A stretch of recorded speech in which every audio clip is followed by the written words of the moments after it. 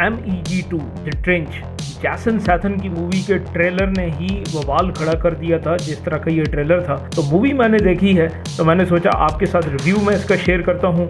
अगर आपने अभी तक ये मूवी नहीं देखी है तो ये मूवी आपको बिग स्क्रीन पे देखनी चाहिए। ऐसी मूवी है। मूवी के ट्रेलर में जो चीज़ें हमें दिखाई गई थी, जैसे कि डायनासोर की एंट्री स्टार्ट में ही दिखाई गई थी, तो मैं ये एक्सपेक्ट कर रहा था कि इसमें डायनासोर्स का सीन स्टार्ट में ही होगा, लेकिन ऐसा नहीं है। इसमें कुछ सीन हैं डायनासोर के भी हैं। इसके अलावा अगर आप ये एक्सपेक्ट कर रहे हैं कि ये शार्क के ऊपर मूवी है, सारी मूवीज शार्क के ऊपर होगी जैसे कि MEG1 थी, तो ऐसा कुछ भी नहीं है।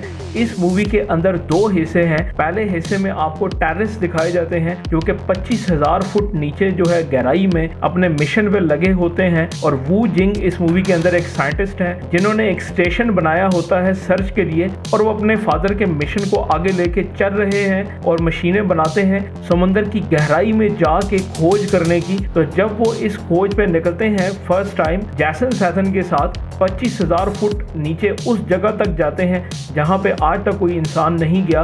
तो वहां पे वो क्या देखते हैं कि पहले से कुछ इंसान वहां पे मौजूद हैं और कुछ खोज रहे हैं। वो एक टेररिस्ट ग्रुप होता है जो वू जिंग के स्टेशन को यूज करके, मिस यूज करके कुछ ऐसा मटेरियल निकाल रहा होता है जो कि एटॉमिक बॉम्ब में यूज हो सकता है, और इस मटेरियल की कीमत अरबों डॉलर्स में होती है। तो इनकी मौजूदगी का पता टेररिस्ट ग्रुप को भी लग जाता है और वो फिर इनको नीचे ही असैसिनेट करने की कोशिश करते हैं।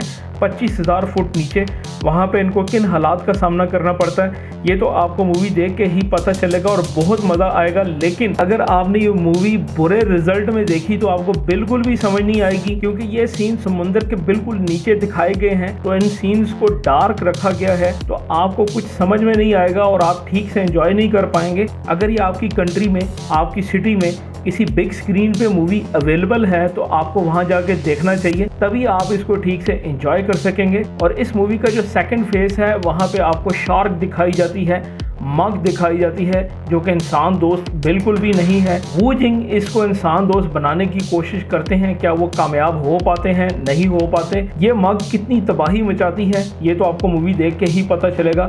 एक ऑक्टोपस का सीन भी इसके अंदर दिखाया गया है, कुछ डायनासोर के बच्चों का भी सीन इसमें दिखाया गया है जो इंसानों के ऊपर अटैक करते हैं।